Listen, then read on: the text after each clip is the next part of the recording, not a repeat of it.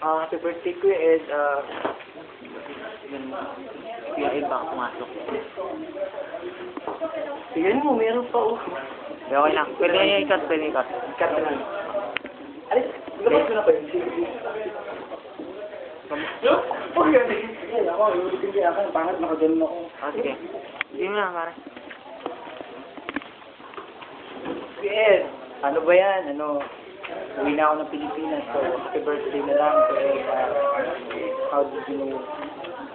Una kong nakita kay Kuya Ed sa una, yung una kong sali sa, choir.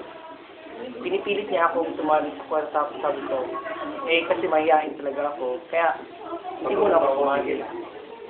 Yun, tapos, napilit naman ako ng pinsan ko, kaya sumali ako. Then, nakilala ko si Kuya Ed. Pagkilala ko si Kuya Ed, mabait si Kuya Ed, tapos,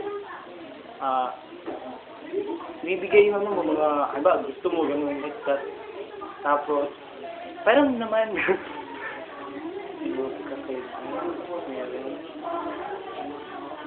wish ko na lang Kuya Ed, more blessing, more birthdays to come, tapos, sana magkita pa rin tayo pagbalik ko dito sa Japan. Love you, Kuya Ed. Bye-bye.